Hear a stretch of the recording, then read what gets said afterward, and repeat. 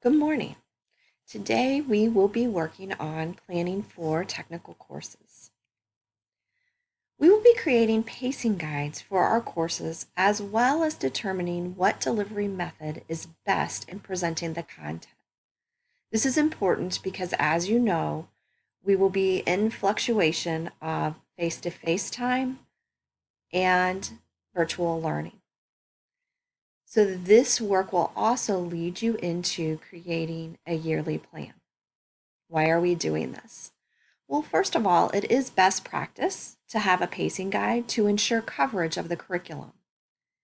It will also narrow the scope of the curriculum to what is actually taught. Some of our curriculums are very cumbersome right now, and this will help us really narrow down and weed out some of those we might get to things to really focus in on the things that we are teaching our students. Another reason is if another teacher had to pick up your class for whatever reason, they would know what has been covered and what is coming up next. If a student moves between schools, they will also be provided that continuity. And most of all, it will help us determine what additional resources you may need to support your teaching, especially in the virtual environment. The process we will use is we will color code our topics in our curriculum. You will be provided your curriculum either in an electronic or printed format, possibly both, and you will be able to go through and color code the different topics. I will show you an example of this later on in the presentation. Green are those things that could be taught very easily in person or virtually or remotely. Yellow would be those things that are ideally taught better in person, but you could make it work virtually or remotely. And red are those things that really have to be taught in person. You have to be able to observe and model in person with maybe certain equipment. An example would be MIG welding. They can't really MIG weld virtually. They would need to be in the shop with the materials and with supervision in order to do that. The last piece is strike through. These would be for those topics that are rarely or never taught. Those things that would be nice to get to if we had time, but we often do not have time to do that. Also, next to each topic, we're going to estimate how much time it takes to teach each topic. This can be in hours or class periods. You just need to be sure and note the unit that you're using.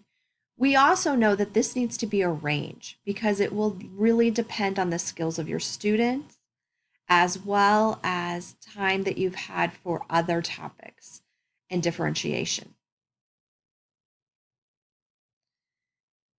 This will help us identify the most essential skills. You may want to think of it from the lens of if you only had 200 contact hours, what would be the most important things for your kids to walk away with? And then move up to if you only had 400 contact hours, what would be the next most important things for your kids to walk away with?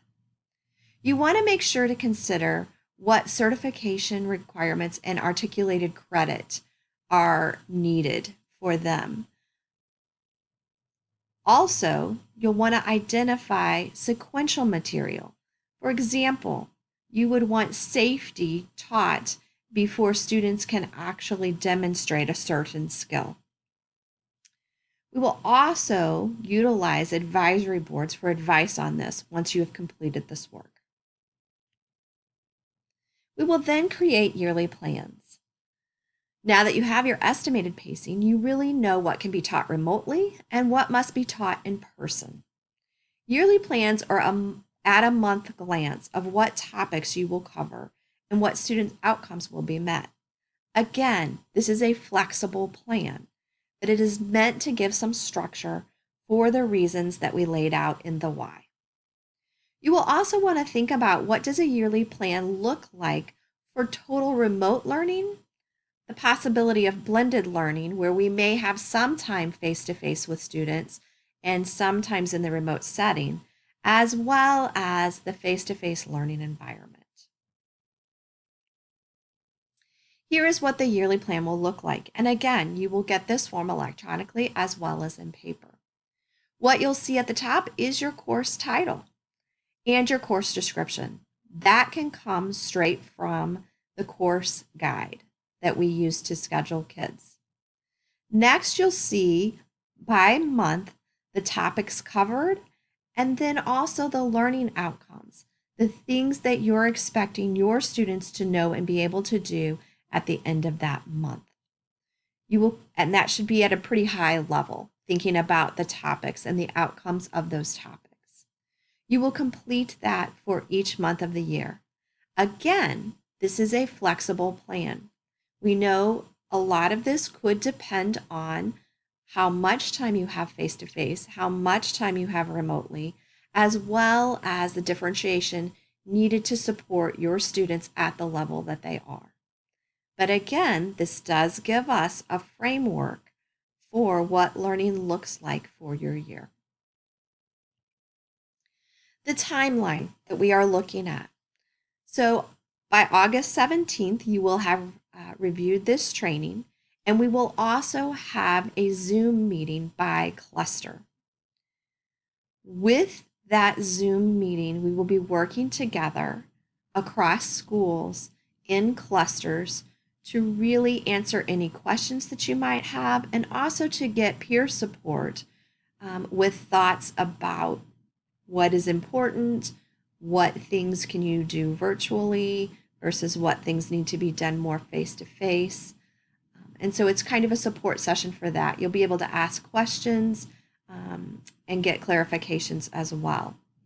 During the meantime, before August 17th, though, you can feel free to reach out to the curriculum department, which their contact information will be coming at the end of this presentation, as well as your administration. By August 19th, we are expecting the curriculum to be color-coded, and that will be due. You will be submitting that to your building administrator. By September 4th, we are wanting the suggested pacing guide due. This is that estimated time frame for the topics, but remember it is an estimate. It would, again, be flexible depending on the needs of your students. And then by September 18th, you will draft your yearly plan and submit that to your administrator.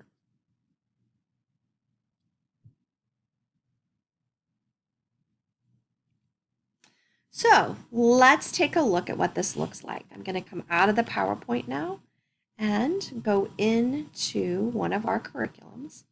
So the curriculum I have chosen is our 10th grade career exploration, transportation, and manufacturing. My disclaimer is I do not teach this class, so therefore I'm going to do the best I can, but know that what I might indicate as what can be taught remotely and what can be taught in person, as well as what might not be important, the instructor may disagree with, and please feel free to do that. This is meant to be just an example. So I'm going to take these 2 units right here. The first unit is identifying general safety rules, and the second unit is identifying the proper use of protective equipment. So as I look at these, the first one being identifying general safety rules. That can be taught in a virtual environment, I feel. So I am going to color code that, and I'm going to go up here and change my color to green. Because as you remember, green means it can be taught either remotely or in person. When I look at list and describe the proper use of protective clothing and equipment, I also feel like that could be done remotely or in person. So I will color code that green. Identify the proper use of protective equipment. Again, that could be maybe both. It would be nice if they could demonstrate that as well as identify. So in that aspect, I'm going to make it yellow because it could be done in face-to-face where I'd like to see them demonstrate that, but I could do it virtually. And then explain chemical safety. Again, that could be done virtually or in person. If I was going to have them demonstrate it, then definitely I would color code that red because that would need to be done in person. When I go down to the next one, I have identify general safety rules. Again, I feel like that can definitely be done remotely pretty easily. Oops. Let me fix that real quick.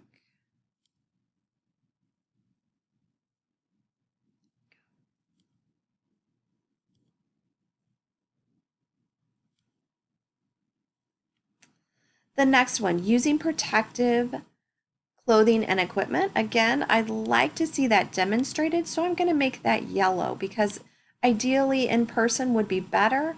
However, I could do it remotely. Identify the proper use of fire protective equipment. Because this is an identify, again, I'm going to choose yellow. Again, if I'd like them to demonstrate, it might be done better in person. However, I feel like I could do that probably either way. Using chemical safety, that is definitely one I would put in red because it would be something I would want them to do under my supervision in the shop. Okay. Also, if there was a target that I felt like, do we really need that target? That is when I would go up here to the strike through, and I'm just going to show you an example. In this, this isn't actually a target, it's just a piece of text that shows us what those skills are. And let me just get that highlight off of there for that. I would then just highlight this text and